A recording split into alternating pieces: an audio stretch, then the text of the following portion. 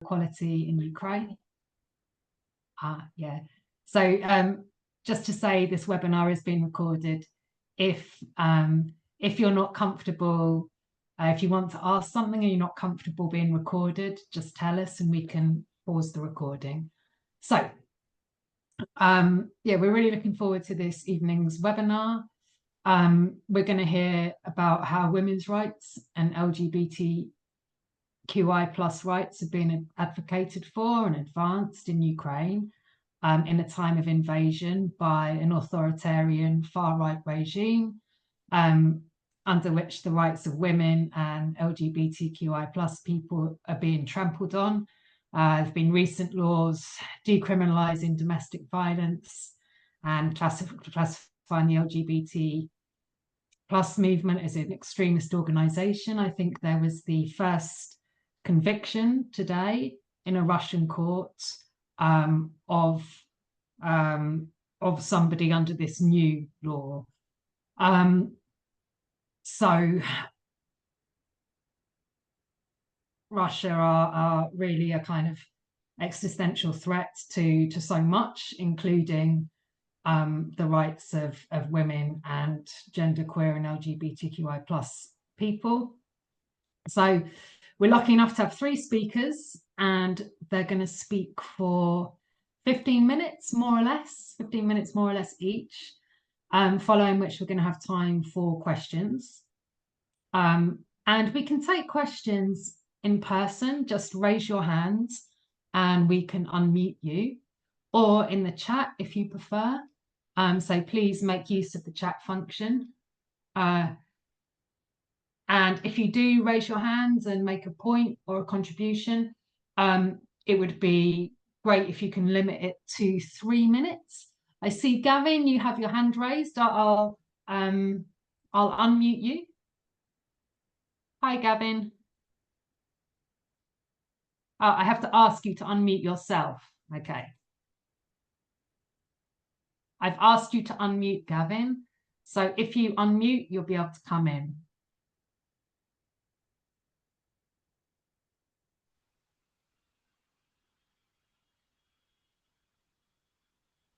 I think you can speak now, Gavin.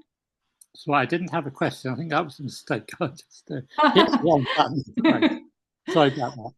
Okay, so that's okay. Lovely to hear from you. I'm just going to mute you again. Okay, there we are. Yeah.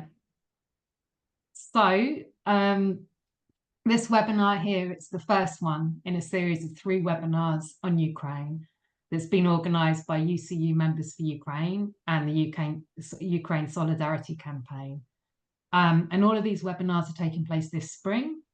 The upcoming 2 webinars will be on aspects of Ukrainian history and economics. The dates are going to be confirmed in due course. We don't have firm dates yet. So please do keep an eye out for emails. And if you haven't already joined the UCU Members for Ukraine mailing list, please consider doing so.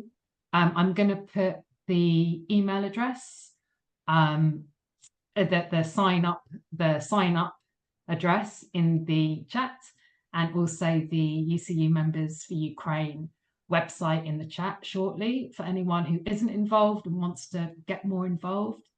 And please also follow and consider joining the Ukraine Solidarity Campaign. Again, I'll put the links for those in the chat. So yeah, these webinars have been organised to action the resolves of Motion 6 from last year's UCU Congress. That was a Solidarity with Ukraine motion. It passed overwhelmingly, and it calls on our union to develop and widely publicise programmes of practical solidarity work based on this motion and UCU's humanitarian and education policies, including online meetings inviting Ukrainian trade unionists and feminists to speak. So these webinars have been organised with that spirit in mind, to take this important work forward and to build towards passing a motion at this year's UCU Congress, which both repeals Motion 5, which was the disgraceful ceasefire now motion, and which also really strengthens UCU's commitment to solidarity with Ukraine. We have Liz Lawrence here, who has drafted a model motion for Congress, and she may want to speak to that later or put something in the chat about that. There are also a couple of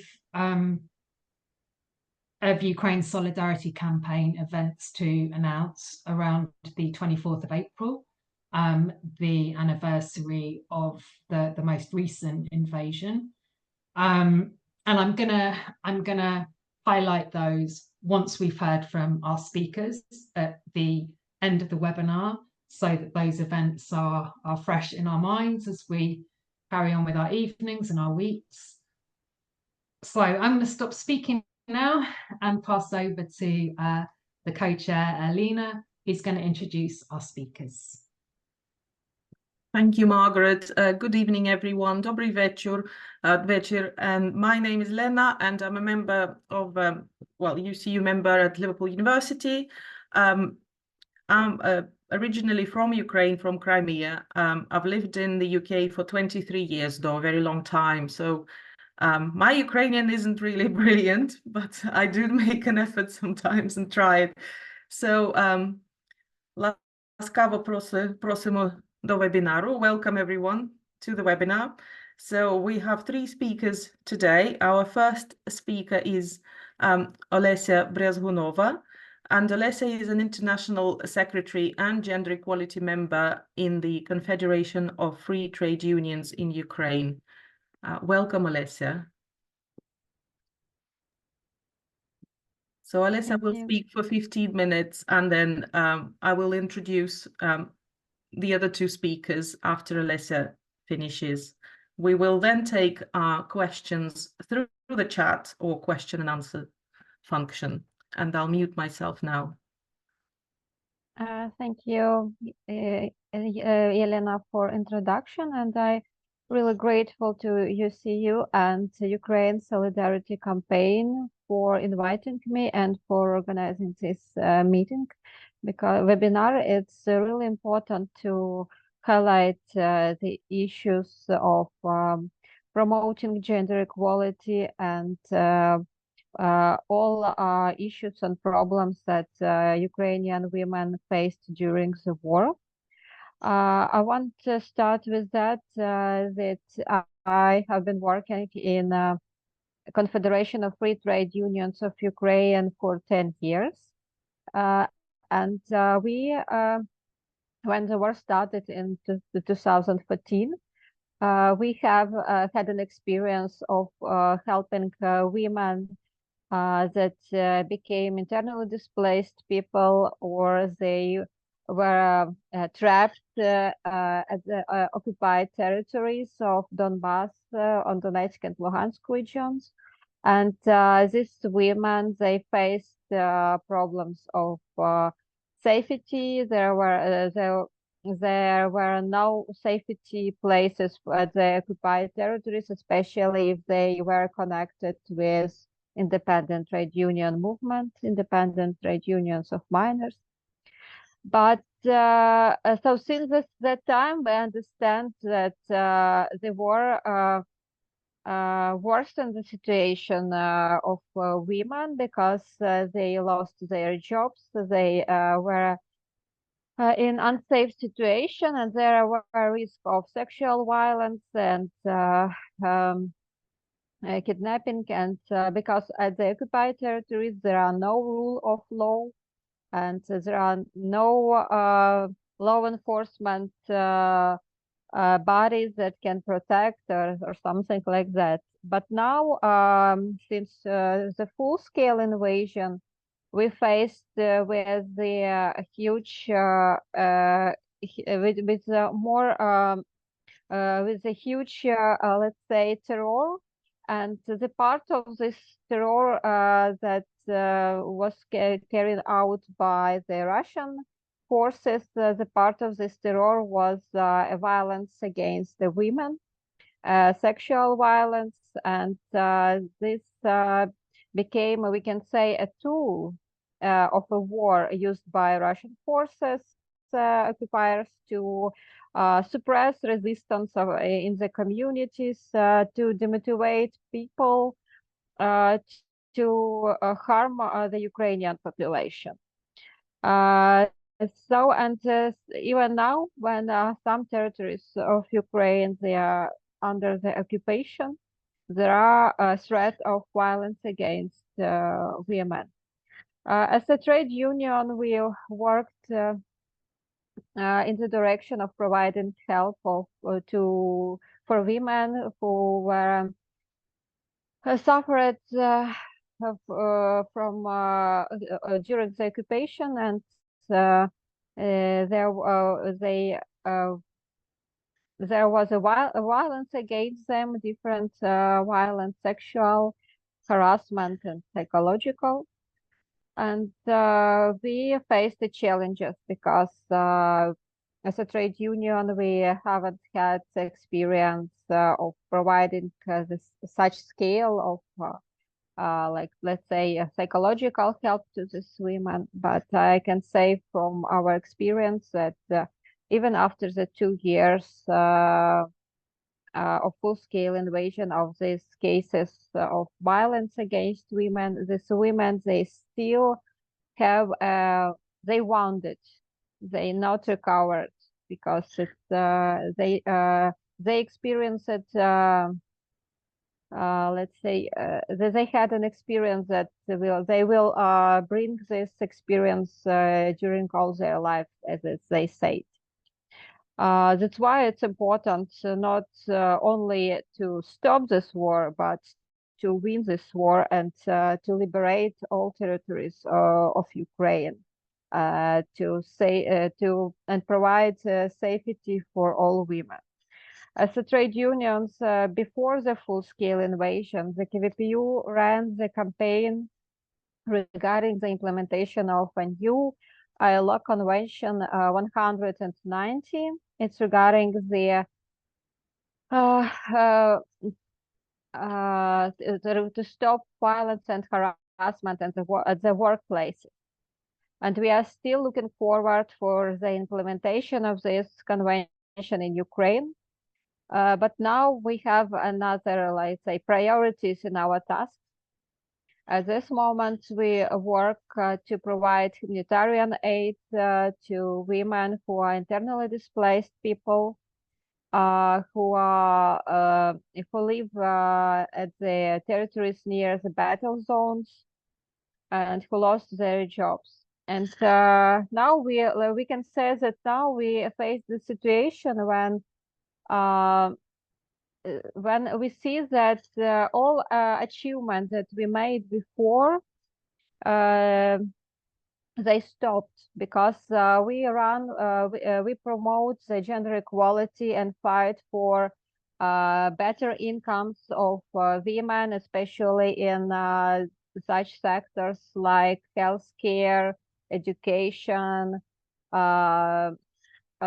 services, where unfortunately there is a low wages and also high employment of women.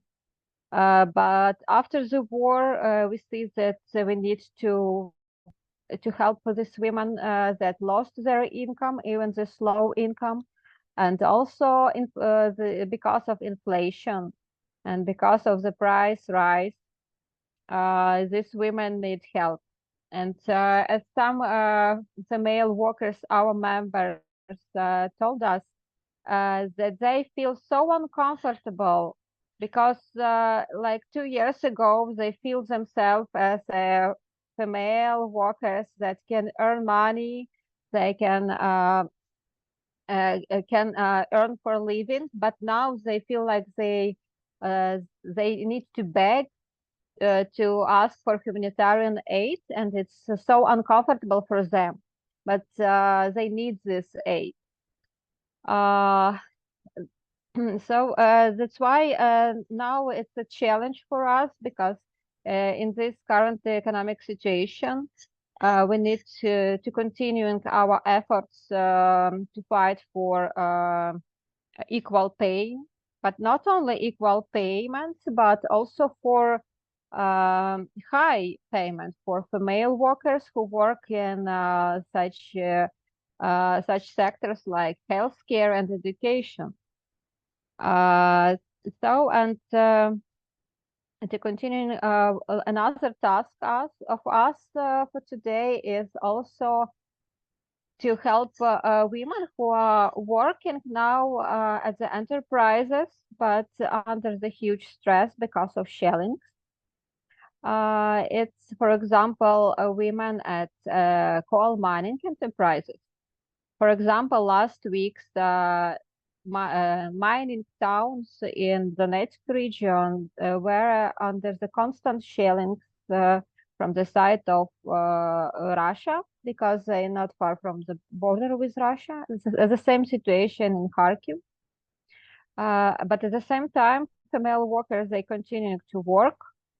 And some of them, they even can't leave their workplace promptly during the attack, because they need to keep, like, let's say, safety measures, to stop some equipment and so on. So it's also important for trade unions to negotiate with employers to think about a solution how to protect all workers, and in particular female workers. Another issue for such kind of towns that are not far from the border, the line of battlefields, that there are lack of supplyment of foods and different goods because of the heavy shelling and because of the long way and a difficult way to transport this good to these mining towns that 2 years ago were peaceful towns. And that's why our Confederation of Free Trade Unions of Ukraine, with the help of our partners and sisterhood trade unions, organized humanitarian aid convoys. And during the preparing this humanitarian aid of convoys, our Gender Equality Committee, of course, think about women. That's why we include different products like women pads to this set that we will hand to female workers or family members of our trade union members, because we are also thinking about this aspect of needs of female women. Also, there is an issue of access to healthcare because of heavy shellings, and also there is a problem that was before, and it's a problem of gender equality too. It's that in Ukraine, the percentage of women who owned a car or can drive, it's not so high, for example, as the average in Europe or in the United States. I don't know what the level of this covering in the United Kingdom, but it's an issue of gender equality, and because women earn less, and also not all women were taught how to drive car when they were 18, so they had to earn money and to buy a car and to have a time to learn how to drive car. And it's an issue also of safety, because when the war started, full-scale war started, a lot of women, they drive away. They took their children and drive away to the border with Poland to take their children or elderly parents into the safe place. And it's also an issue how to evacuate. But in this mining city, there is an issue. So that's why we also try to help in this direction and to highlight this. But I want to say that our workers, miners, the mining enterprise, female workers at the transport like railway station, stations, healthcare system. They are really brave women because they work under the shelling, and this kind of resistance because they also contribute to the resistance of our country. Yes, they are not serving in the army, but they help Ukrainian economy. A lot of our members they have husbands who are serving in the army and defending Ukraine, and the burden of the burden of, on that that are on these women are higher because they have to not only work more but also to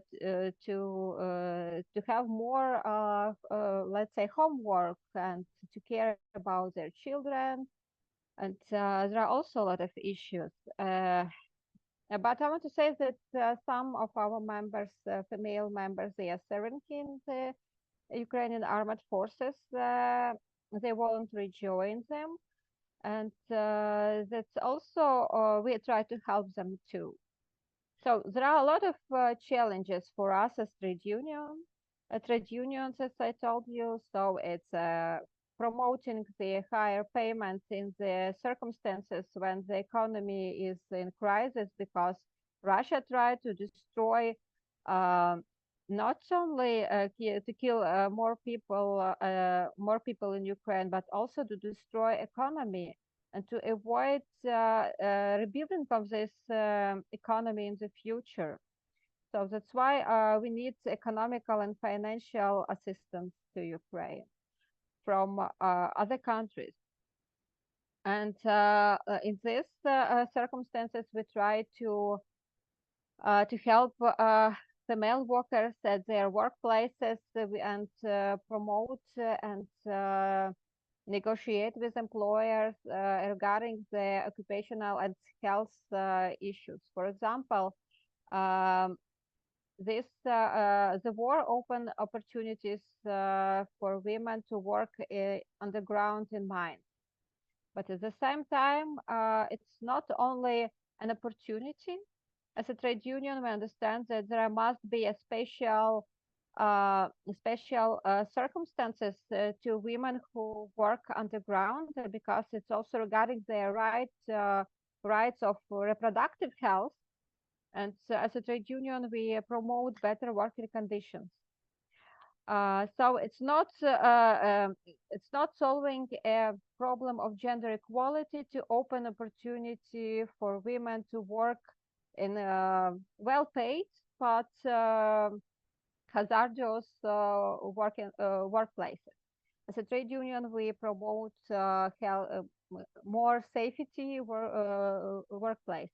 And we have a good examples when our trade unions succeed in negotiations with employers, and they improve workplaces for such female workers. Regarding the challenges in the labor market during the war, there are a lot of challenges, because we see that there are lack of workforces in some particular industries, because male workers were drafted into the army and they are defending our country. But at the same time, there are some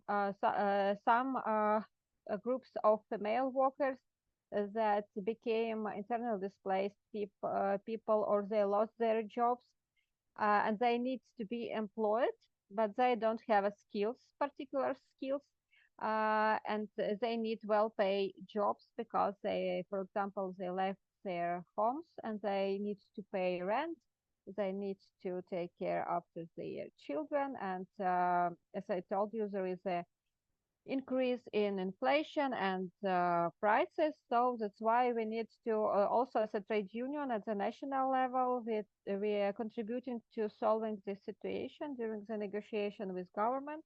There are some government initiatives in this sphere regarding the gaining new skills to women and of employment of female workers, and as well as some initiatives of gender of equality, equal payment. But at the same time, there is an attempt of liberalization of labor legislation in Ukraine, and of course, it will affect it negatively on female workers. For example, there are some provisions of a new draft of labor code that worsen rights of female workers with women, with children, and also provide a system of short-term contracts that also will affect women and will cause threats, more possibilities of discrimination for employers. But not to speak a lot, because from the feministic perspective, there are a lot of challenges now for trade union and female organizations, because the list of problems and challenges are huge. And as a trade union, we try to help in particular direction.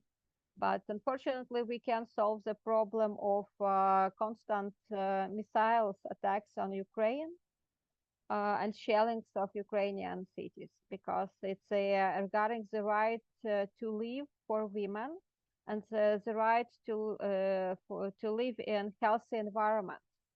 Because every day women are under the constant stress because of these missiles attacks.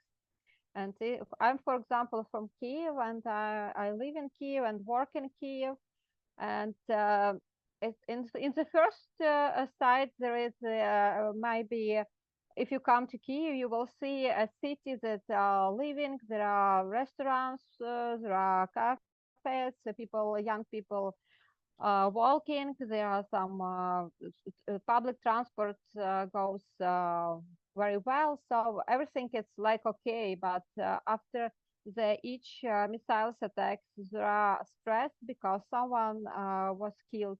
There is a pain because you understand that your neighbors were killed, and this stress affected female health, and it is a huge problem because you can't predict what consequences will be after these stressful situations, after these sleepless nights, and especially it affects reproductive health of female.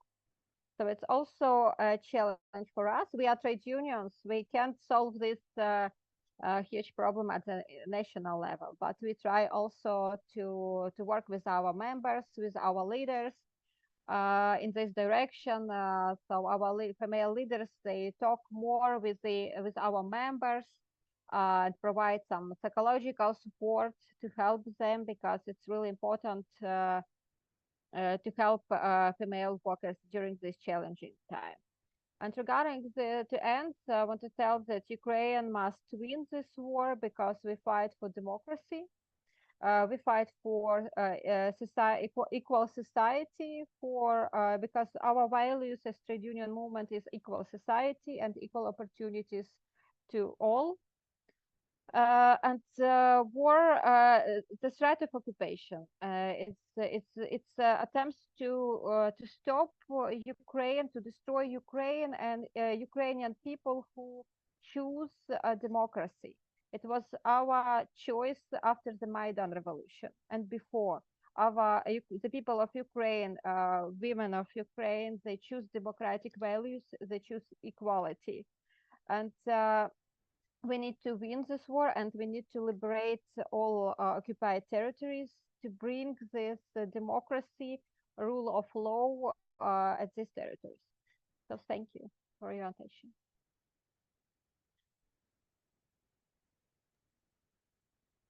Thank you, Olesia, for your comprehensive account of all the challenges faced by women living and working in the conditions of war, from sexual violence in the occupied territories to difficulties accessing healthcare, to unequal pay, and also with the rights at work being undermined. And thank you for telling us what KVPU are doing to address the challenges. we think that it would be good to open up for questions for you now, because we understand that it is later in Kyiv right now. So if we could have the questions for Olesia at this stage, that would be great.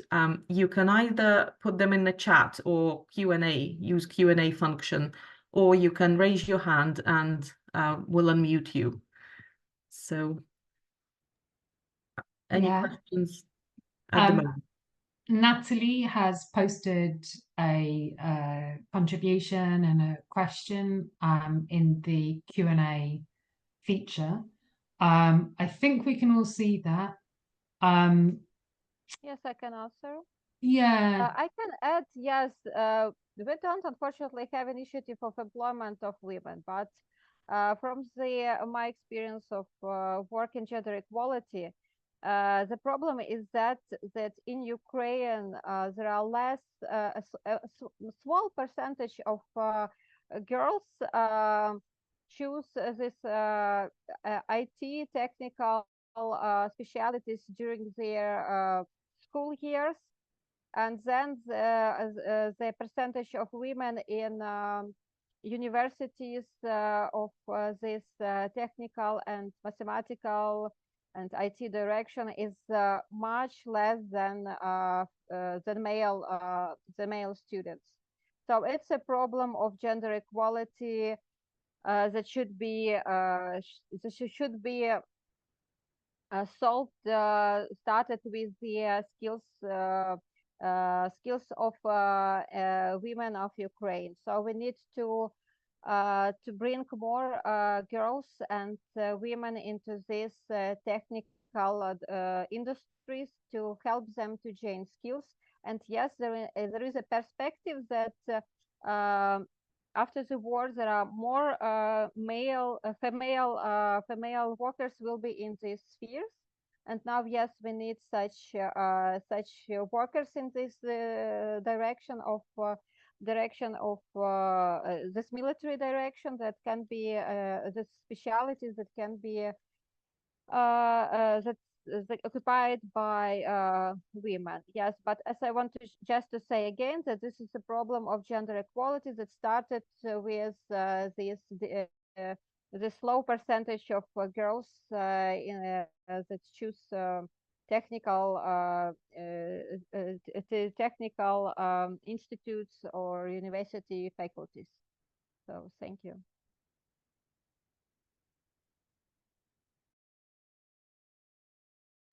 Thank you, Olesia. Are there any other questions in the chat, or if anyone wants to answer or ask a question, you could raise your hand.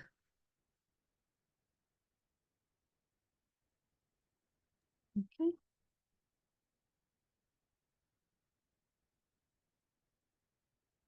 Elizabeth.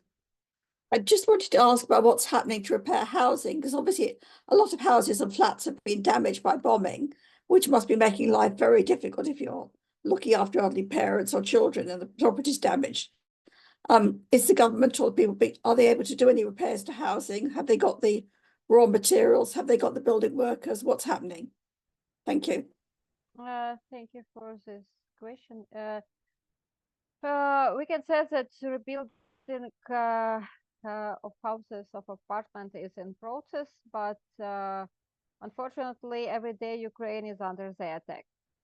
So that's why it's hard to rebuild everything that was destroyed before. And also we need to stop Russian forces and withdrawal of Russian forces to rebuild cities, and especially those that near the battlefields or those that was totally destroyed. Regarding the taking care regarding parents, yes, it's a burden on women in Ukraine. And unfortunately, even before the full-scale invasion, we have not good situation with health, with care economy in Ukraine. Now, when the war opened this, highlighted these problems, moreover, at the government level, there is an understanding that if we need female workers now in our economy, there must be care economy. There are some initiatives with International Labor Organization in Ukraine in this direction, but they are just started. And it's not about only about caring the elderly people, but also it's regarding the child care, because we need more kindergartens. Private kindergartens is too expensive for a lot of female workers in Ukraine, and it's also an issue. So yes, we need more not only to work more to promote this, we need finance to implement these programs into life, because we have no investments during the war. But as I know, there are initiatives of some employers, but it's not like a full-scale programs. And also, as a trade unions, we try to provide help to such families where our male members, they take care after their elderly or ill parents. Thank you for your question, because it's really a problem nowadays for a lot of women in Ukraine.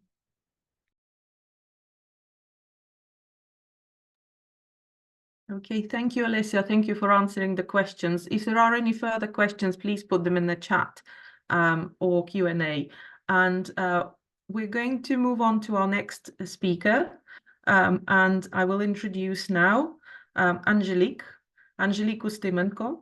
And Angelik is a non-binary, neurodivergent queer artist and activist based in Kyiv, but we understand Angelik is now in the UK. They're part of rebel queers whose actions are aimed to honor queer people and realize their liberation. So after the full-scale invasion, they evacuated to Berlin and organized an exhibition featuring Ukrainian queer artists. And after coming back to Kyiv, Angelik made a documentary about Ukrainian queer people during the war titled Ukrainian Queer Fighters for Freedom. And in 2023, Angelik released a new documentary titled Rebel Queers, Ukraine Queer Resistance. So this focuses on people in the queer people in the Ukrainian army. So Angelik, welcome to the webinar, and I'll mute myself. Yeah, and I have a small presentation, but I cannot share my screen yet because it says that host disabled this screen sharing. Well, we shall try and fix that. Maybe someone can make me a host. Yeah, okay, so can you see my screen? Yes. Yeah. Okay, so I'll talk a little bit about my activism in Kyiv before the full-scale invasion, and then about how it is to be a queer person in Ukraine now. So I was part of Rebel Queers, and we were basically mostly writing things like that on the walls of Kyiv. Also, we were organizing protests, as you can see here, and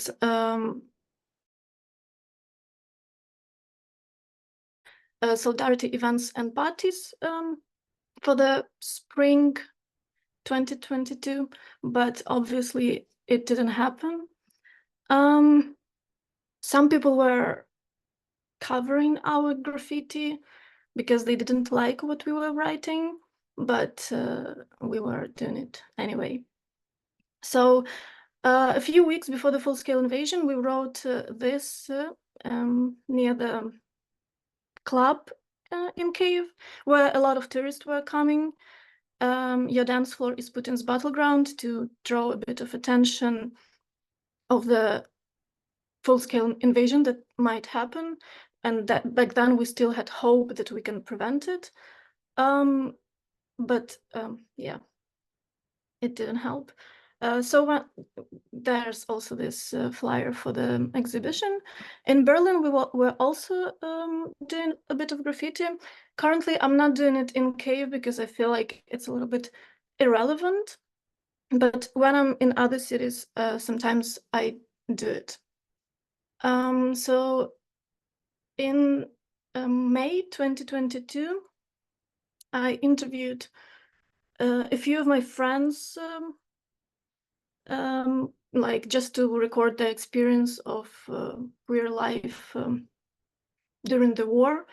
And this documentary is actually like open you can just find it on internet and watch if you want.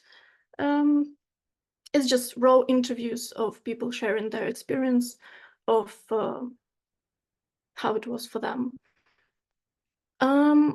Almost 1 year later, here's the second documentary that we made. And I also will, how do I do this? I will show you a few clips from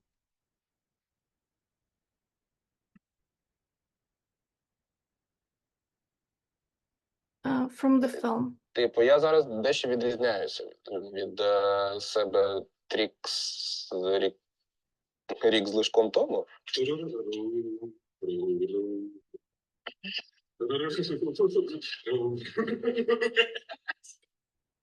And this is Mark. They joined the army on the first days of the full-scale invasion, and they're still in the army. And this is just like one of examples how it is now for queer people in Ukraine. A lot of people joined the army, and it's also like part of the fight for the queer rights, because because as you know, Russia is a huge threat for just any human rights. We also interviewed. And in the summer, I interviewed her in Kharkiv, and this time I'm gonna meet her in Donbass, where she grew up.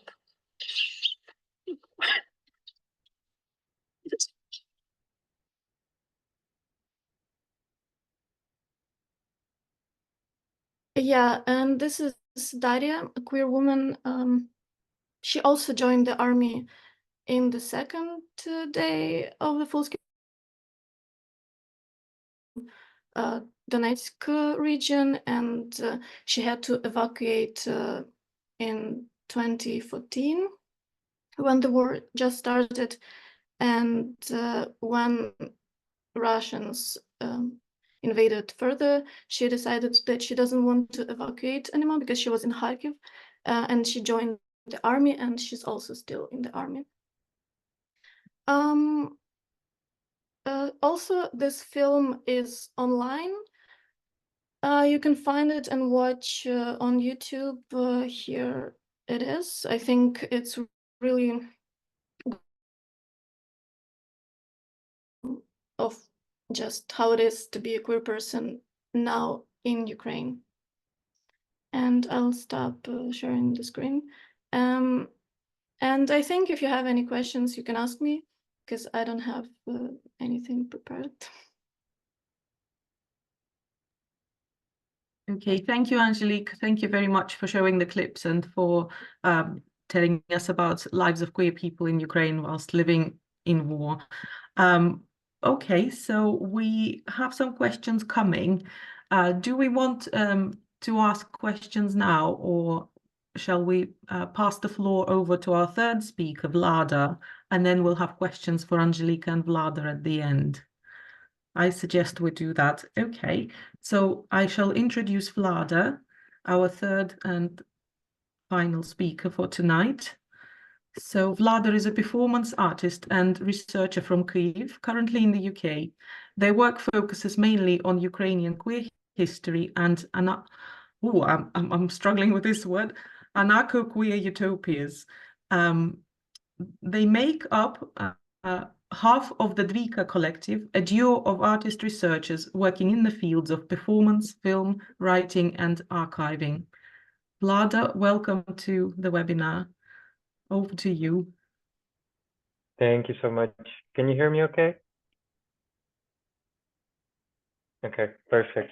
Well, I guess I'm just gonna first give a small comment, kind of more of a supplement to Olesia's presentation, because I think there was a question that's very important. It was about rebuilding homes. And I'll just start with that and then kind of go into the presentation and say some more about queer life in Ukraine and in the diaspora.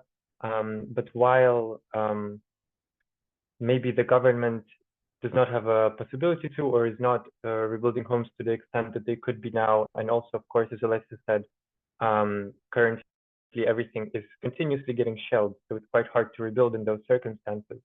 But there are more grassroots collectives and organizations that are still doing this kind of work. And I want to just spotlight one of them, just so folks are aware, and then later I can drop some links into the comments. But I'll just also screen share if you bear with me. Can you see my screen all right? Okay. So this is DViJKA, and they're one of the kind of, I'd say, biggest, yet they're still very small grassroots organizations that in the time since the full-scale invasion have been doing quite literally everything they can within the regions of Kharkiv, Kyiv, and Chernihiv. And they have been kind of working on homes for people that would just send them requests to work on their homes, and they'd go there and do everything in their power to rebuild their homes. So there's a lot of collectives like this one all over Ukraine who are trying to do this kind of work. Of course, it's harder when it comes to regions closer to the front line, but this work is getting done, and it would be amazing if it was supported, because support in all kind of fronts, whether it's humanitarian, military, economic, is running out. So I just wanted to spotlight them very quickly, and I will pop them into the comments for folks to check them out later on. And kind of now go into the more or less quick presentation that I have prepared. But just kind of to take it from where Angelik finished up, I urge you all to check out those documentaries, because it's very important work, and it really does show you kind of the realities of people who chose to stay and fight. And it's a very powerful and important reality to be aware of for folks who are not experiencing the same kind of wartime that our community, the queer community in Ukraine, is experiencing right now. And about equality is very hard for queer folks during wartime. It's a very hard thing because, for example, legislatively, we don't have the same protection that same-sex like partnerships do have. And this is kind of the main, let's say, front of the fight for our rights, is about getting those rights recognized at first. Basically getting kind of same-sex marriages legally approved, as a lot of our fighters who have been on the front lines for almost 2 years now have their partners who wouldn't even be able to, let's say, mourn their death properly in case of death, just because they're legally not even, partners, and they wouldn't be entitled to their shared kind of resources or anything of that sort. So there's still quite a hard fight to do. However, there was a legislation put forward before the parliament, but it's not getting voted on just yet properly, because during wartime, our president has said that it has to wait. But anyways, I'm sure that people continue kind of fighting on the legislative side of it. Especially there's an organization called LGBTQI military, who is an organization that works with queer military members, kind of provides any humanitarian, legislative, and military aid to them that they need. So there is kind of this spirit of, let's try to get equality, but people do understand that it's much harder and it takes much longer, unfortunately, in times of war, even though it's an immediate kind of thing that people require, and I hope we do get it as soon as possible. But anyhow, I'll just quickly mention something about the work that I do, and maybe it will give some folks an idea of how they can support the queer community in Ukraine as well, and then kind of mention a little bit more of what it means like, or what kind of this war for queer folk in our region means, somewhere like on a regional scale. But I'm one half of DViJKA, and we're a Kyiv-born, UK-based duo of artist researchers. It's my twin brother and I, and we kind of decided in the very beginning of the full-scale invasion. I was in the diaspora, so I was already in London while my twin was in Kyiv. in a bomb shelter, and we decided what can we do for our community to kind of, you know, archive any existence we have, because when the full-scale invasion just broke out, we were terrified that, you know, if Russia actually were to occupy these certain regions, even partially, like they did, like queer life would be erased there. And I say that because we all have an example of Chechnya that is always kind of in our minds. And, you know, just put a quote up here, and I hope people can read it for themselves. But in 2017, in 2019, in 2021, and probably even now, there have been purges on the Chechen gay and lesbian, mostly, communities that have been affecting hundreds of people. And we don't even know the full scale of it, just because most people are not speaking out for fear of repercussions or death. And, you know, perhaps some folks might think, well, what does that have to do with, let's say, Russian occupation or whatnot? But Russia has been occupying the Caucasus for a really long time now. And this is a perfect example how queer communities in those kind of occupied states, what kind of repercussions they do face. And here I want to outline this little excerpt for folks that basically says that while, you know, there might be societal homophobia that's in play, it is coming from the kind of puppet government in Chechnya that is supported by the Kremlin and that was put in power by the Kremlin after Russia fully kind of occupied Chechnya after the two Chechen wars that Russia waged on them. So with this in mind, we were very, very much aware of what could happen to a queer community if an occupation was to kind of take place. So while not maybe the most immediate and direct way of aiding our community, this is kind of what my brother and I set up. And in the next year, we worked on archiving certain stories, and it all came about in a book that is a fundraiser for this wonderful organization, mostly.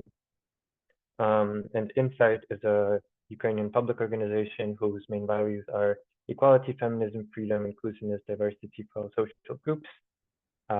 They have been doing a lot of work during wartime to kind of support the queer community back home.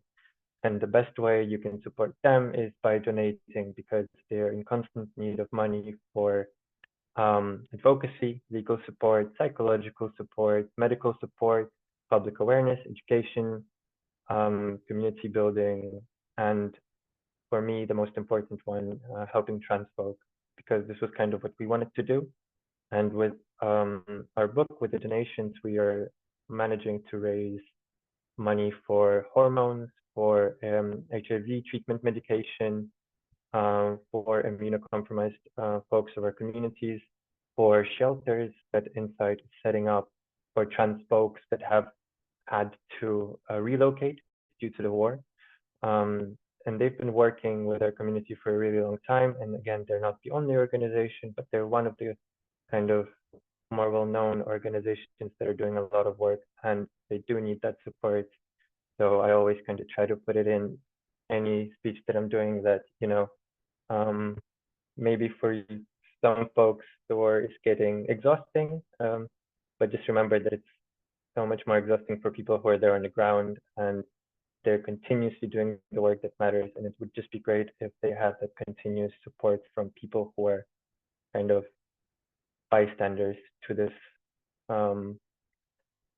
war that's been going on for almost 10 years now, with the occupation of Crimea that's upcoming on March 16th. So anyhow, kind of to just say a few more things. I don't want to be talking too much because I do want us to have half an hour for questions, but it would be good if folks just kind of got more acquainted with our situation, and there's plenty of resources for anyone to do that. And I urge everyone who's here to kind of share those resources with their whole communities, because again, it is quite important that certain motions, like for example, an upcoming motion that the UCU can put forward, that they're more in solidarity with Ukraine and that they're more practical. And this solidarity, it needs to be seen, it needs to be felt, because, you know, we're a big country, but we're a country not of an infinite kind of resource that is a kind of both economic but also just human lives. If this war drags on for longer, then there is no telling what happens to queers, to women, to anyone in the country right now. So it would be really good if we had that continuous support, because it's really hard to kind of tackle probably one of the most openly queerphobic, but also notoriously fascist, tyrannical governments out there. That is also a settler colony and occupies like probably a 1/6 or 1/7 of the globe if you look at like the whole occupation of Central Asia. But anyhow, so I'll just end here, and I'll drop some links down in the comments. But yeah, if anyone has any questions for Angelik, myself, or Olesia, I'd love to have a discussion more so now. So thank you.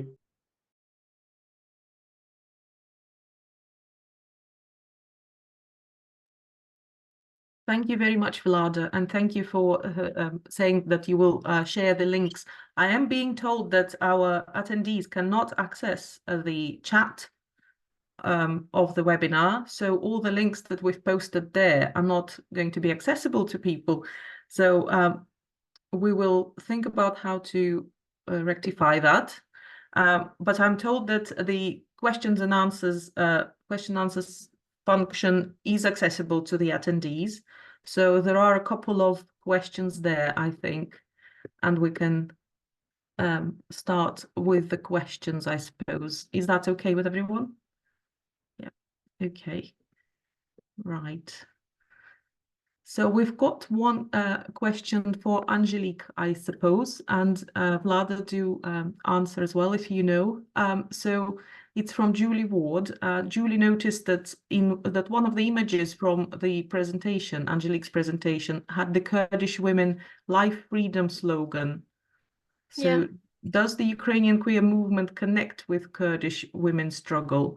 Because we know that there are Kurdish YPG and YPJ, Kurdish defenders, are volunteering to defend Ukraine. Well, we wrote this just to express solidarity, and currently we are also working on the organization, and we are organizing this demonstration that is maybe going to be in London, but definitely going to be in Berlin. And we want to actually kind of focus on the solidarity between people that are oppressed. But unfortunately, I don't know the answer to the question, so maybe Vlad has anything. I think definitely like there were veterans from 2014 in Rojava, for example, that went to fight later on in kind of since the full-scale invasion. They have been in Ukraine. Those have been people mostly that actually went from Eastern Europe to fight for the YPJ and the YPG. And there are more and more initiatives right now that are connecting the two struggles. It is quite hard to quantify them because mostly it happens on like very underground anarchist spaces. But there are more and more presentations or kind of community events in Ukraine that are trying to get connected to the Kurdish liberation movement. And as Angelik also said, like we are continuously trying to work on certain ways to connect and to build solidarity, because these two movements and other movements for liberation, in Ukraine, we weren't always aware of them, or maybe we didn't have a good connection with them, but people are trying to establish that connection right now, even if it wasn't there before. So yeah, hopefully that clears that up somehow. Thank you both very much. So I think now the settings have been changed and all the links, I believe, are available to our attendees. So I'm just going to ask attendees. You should be able to see the chat now. Can you just yeah. If you cannot see in the chat, then post in the Q&A to tell me. But I think you can all see in the chat, and I'm going to repost all the links. So hopefully that will work now.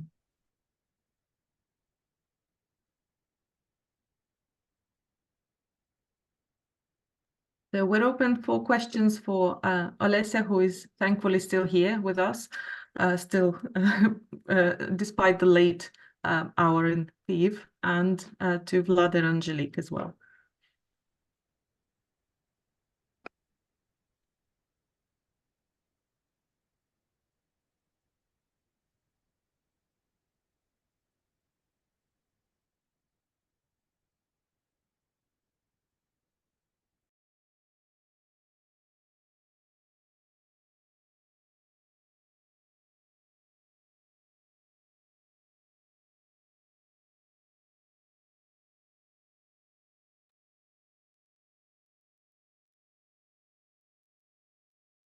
Can you see the question from or the comment from Natalia in the chat? And Natalia, I think you're speaking about Vlad's book, which everyone should get. Vlad, can you see that question? Would you be able to come in and respond to that? I mean, I guess so, definitely. I don't know how historically accurate my response will be because I'm not a historian, but more so, I could say, I don't know, more public historian in a way, if that makes sense. I work with folks more so than with like professional historical sources. But anyways, I'll pop the link to the book below. Thank you, Natalia, as well. There are a lot of kind of decolonial themes coming out of Ukraine, decolonial writings, decolonial thought, because I think there is a general decolonial awakening now. And maybe decoloniality is not the proper way to say it. Maybe it's not kind of too fitted to what's happening in our situation, but it's the best we have currently. I hope we make our own vocabulary later on, but that is very true that in kind of queer history, I think folks have been always kind of resisting, and this history is there for kind of, you know, centuries and centuries now, for thousands of years. So whether it is Ukraine, whether it is the spirited people in First Nations, wherever you look, or whether it is indigenous folks in Central Asia, for example, there will always be traces of queer life and resistance as well, because that's just kind of what it means to be queer in an area where, you know, there has been the Russian Empire, there has been extreme like colonial attempts from all sides. And maybe, you know, if we look back in history, these people wouldn't call themselves queer because that wasn't the vocabulary used back in the day, but they did exist. And I guess also an important aspect of like the work that we do is it's good to for ourselves to know that it happened, but also to go against like a queerphobic empire. It's good to focus on history that could kind of prove our existence and challenge the queerphobic conservative narrative coming out from places such as Russia that, you know, values itself as a kind of protector of all conservative life and values. But anyhow, I'm just rambling now. If anyone has anything more to say, please do.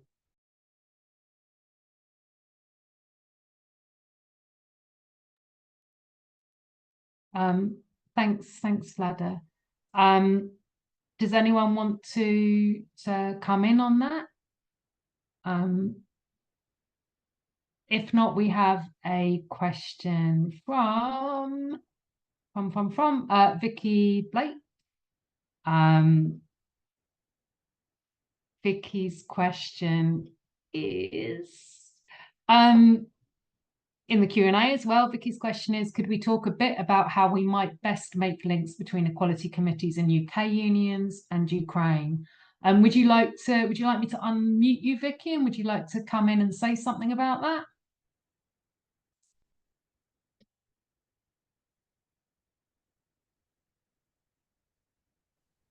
Hi, I am not sure if you can see me or not because I can't work out how to turn on a camera. We can hear you though, but we can't see you.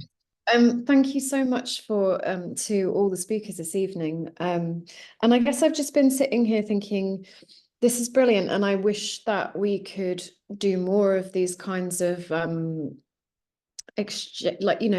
from each other and kind of exchanging experience and thinking about how we can do good solidarity work. And yeah, I guess I just wondered, is there any sort of thoughts that any of you have about how we might best kind of forge those links? There's like within our union, there's different structures. There's a set of equality committees and there's an overarching equality committee as well. So yeah, I just wondered whether or not some kind of channel would help. I know maybe doing stuff in real time is more difficult, like in terms of meetings like this. But yeah, I just wondered about your thoughts, really. Thank you.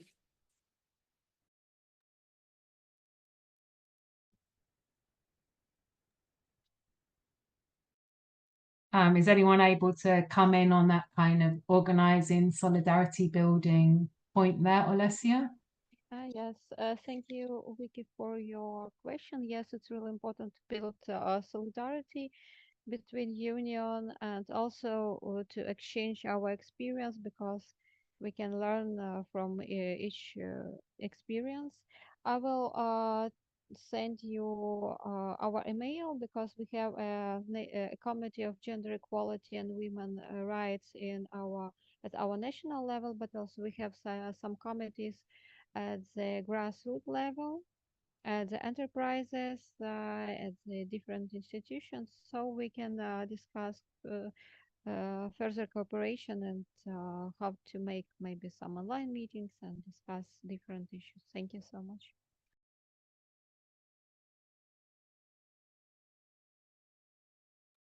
Yeah, and to just maybe kind of add to that, it's always, I don't know, it's quite hard, of course, because, you know, a lot of it has to be like organizing online and all of these things that maybe many people do not really want to or do not have resources for them anymore. But it is just about, I guess, kind of continuous work in a way. Like, for example, if you hear there is a cause that needs solidarity in Ukraine, it would be good to just uplift it. It would be good to maybe organize, again, kind of fundraisings. Maybe it is screenings, maybe it is readings of certain like kind of critical literature coming out. And that's always helpful. But in terms of also kind of links to forge, quite hard, I guess, because a lot of people do not have all the time in the world to be doing those, even if they want to. But maybe it's just, again, about inviting folks, giving them time, giving them a platform to speak, and they could do the same in the future. It's just about kind of maybe making that first step, because a lot of people can't do that in a way. But yeah, I guess it's just about trying to establish those links, whether they are online and in writing, however they are, or going to Ukraine, of course, if folks are able, like what the Ukraine Solidarity Campaign has been doing. That, of course, has been a lot of help, I'm sure. So yeah.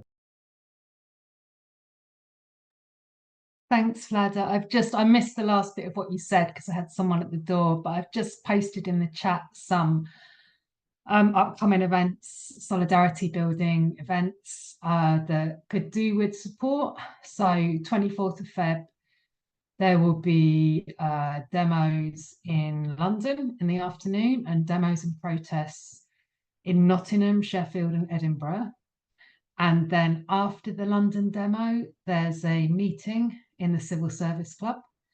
7th of March, there'll be a fundraising event at the Garden Cinema in Covent Garden. And that's going to be a showing of an Oscar-nominated film, 20 Days in Mariupol. So those are some upcoming events.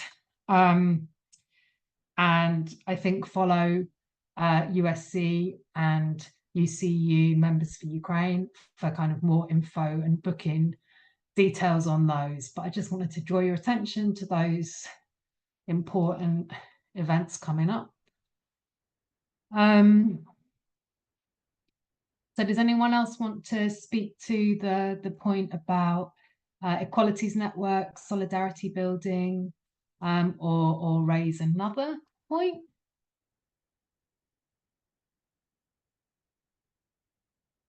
We have a question from Julie in the Q&A. Julie, would you like me to unmute you and you can ask the question?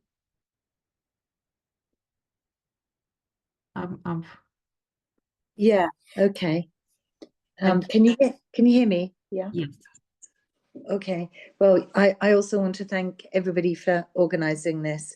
Some people know that I was a former member of the European Parliament and actually was very active on Ukraine, speaking out about Crimea. Also, I was working with Parliamentarians for Global Action to try and introduce gender equality and good laws for LGBT people before the full-scale invasion happened. But my background before I was a politician is actually working in arts and culture, and I was hugely impressed to see in the presentations the powerful use of arts and culture by the queer community. And I just wondered how that had changed, how the war had changed that. So, but I also did ask another question as well, which maybe I'll voice here, which is I wonder if Olesia could tell people about the Be Like Nina campaign. I was privileged to meet Nina on a delegation to Kyiv in the week leading up to the invasion. So I had two questions. Yeah, and thank you, everybody. Okay, I can answer the first one. So of course, the war changed everything, and what I was doing before the full-scale invasion, now it feels a little bit irrelevant, and I felt that I needed to change what to focus on, but I still wanted art to be part of it. So I decided to focus on documenting the experiences of my friends and just people from queer community. But of course, like comparing lives, what was before the full-scale invasion and now, it's just like everything that we had back then and what we were fighting for. Now it's just like a dream, and now we just live in hell. So yeah, like that.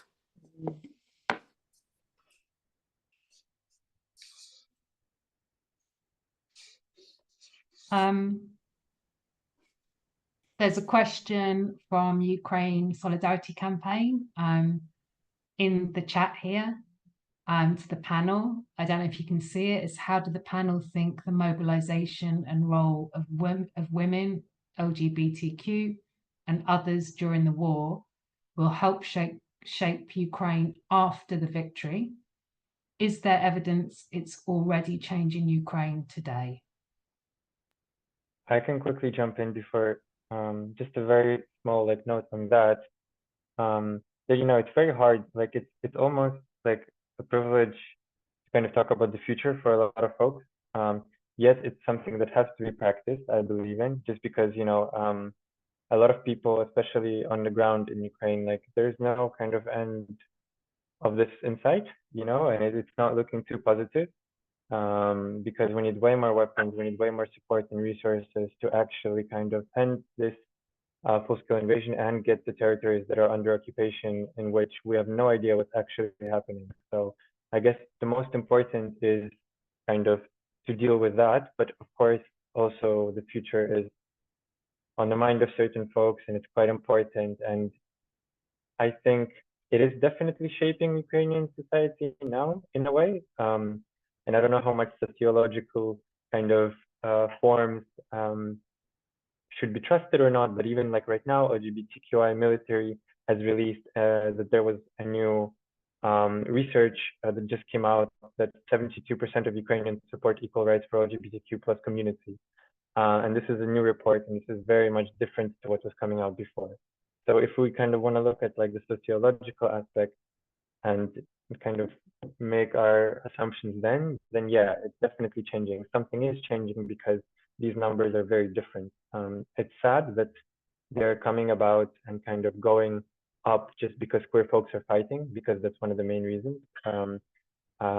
I guess is that, it's sad to know that certain folks need to prove themselves being worthy of rights just through that, but that's just kind of a reality that we're facing in a way. That's just what happens when you have to fight off kind of a tyrannical empire. So I don't know, the future is tough, but the future is very tough. Let's see if it will help shape Ukraine, but we need victory at first, and then we can talk about what happens after. Thanks, Vlad. Do any of the other panelists want to speak to that question?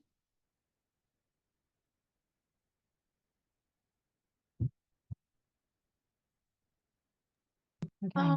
Well, I wanted just to add that, of course, there's this positive thing with people being more accepting and so on, but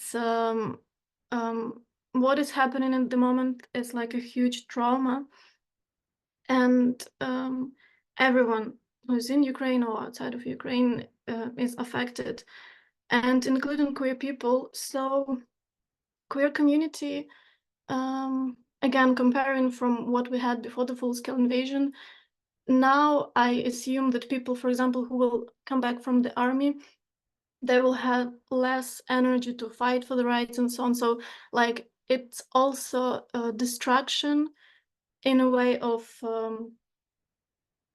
I don't know, like community being powerful in the way of action. I don't know.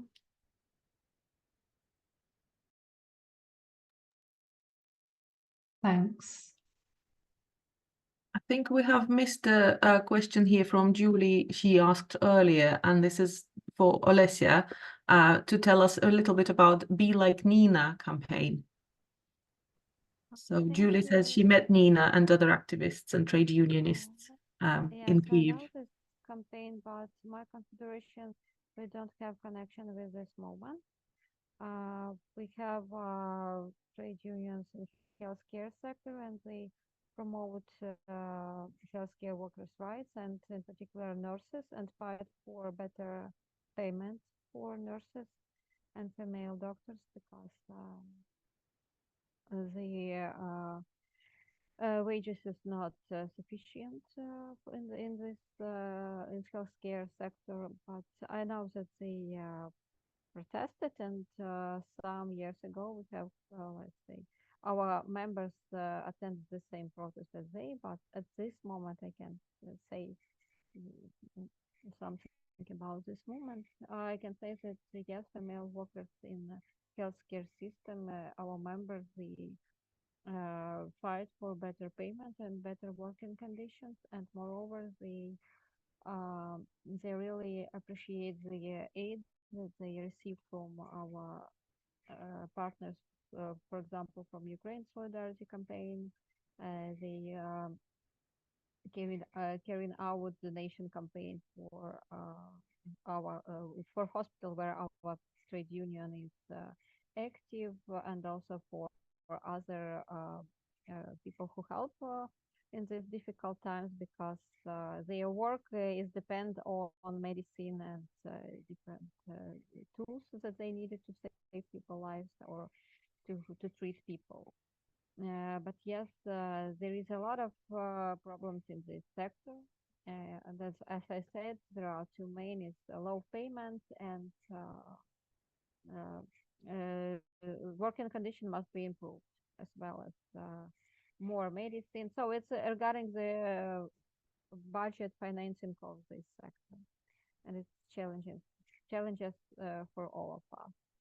And regarding the question about mobilization of women, I can say that there are women who voluntarily want to join the Ukrainian armed forces.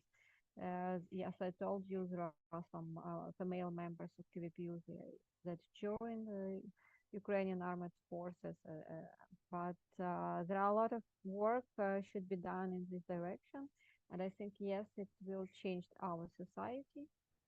And I really hope that after victory we will have more equal democratic society in Ukraine. But we need to win, and of course we will deal with huge trauma. Female and male members who are serving who are defending Ukraine, of course, they have will experience it a lot, and will need some psychological help, as well as all of us who are here or who even who evacuated but remember these nightmares. We all need. We will all need to deal with this trauma. But I think that our society will definitely change. But all we need is a victory, because we fight with a dark regime who don't respect equality, social justice, human rights, LGBTQI rights. So we need support, and we need to win this war.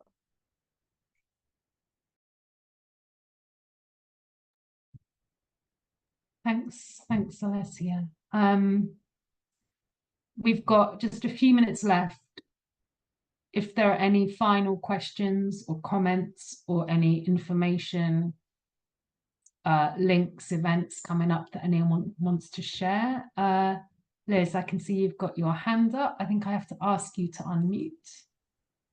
There. I've managed to unmute. It's good for this stage of the evening, isn't it? I just want to say thank you to the speakers. Thank you to everyone for chairing it and everything. This is the third webinar that UCU Members for Ukraine's organised. If you are a UCU member, do get involved. We've got lots of bright ideas for things we can do in terms of solidarity, like twinning events between colleges and universities, here and in Ukraine. We want to organise, as Margaret said, a couple more webinars, one on the history, because that's important, about the history of Ukraine, how events are understood and so on, and also one about economy and post-war reconstruction, which again will very much touch on some of the equality issues we've been talking about tonight. So we are planning more of these webinars. But if you're in a university or college and your institution will be willing to host some sort of seminar or conference or event about Ukraine, please do get in touch with us. We've got ideas for things that we can do. Also, let us know if you're going to be a delegate to Congress this year. It's in Bournemouth at the end of May. And we've got a model motion which we're sending out to our members and so on. So, we've got things we can do. We just need people to be involved doing things. We know the first term was very difficult this year with the industrial action ballots and disputes, and obviously people also rightly be very concerned about what's been happening in Palestine. But please do, get involved, just a plea, and to say, watch this space, do make sure you're on our mailing list. We will be sending out more information. We'll be trying to send out mailings regularly.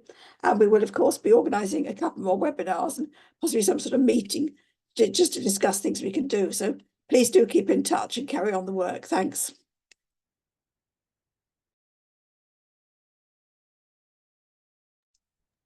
Yeah, thanks, Liz.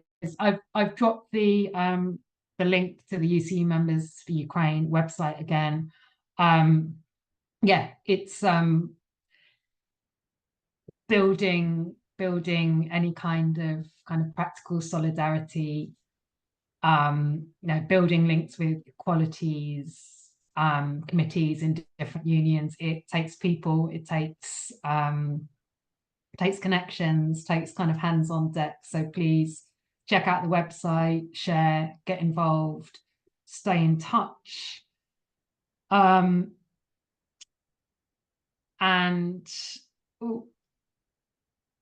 Yes, Julie. Hope Chartist Magazine can report on this meeting. Yes, that would be great. We've got the recording, so we've recorded the webinar and we'll share it, which will reach more people. I've saved the chat, so we'll have a record of links and questions that can maybe, resources dependent, be mailed out to everyone who attended. We're 2 minutes to close. I think thanks so much to all of the panelists who've spoken so eloquently, so informatively, and so to time. Excellent. Does anyone have any final thoughts, any final questions, any final observations, or anything they want to share?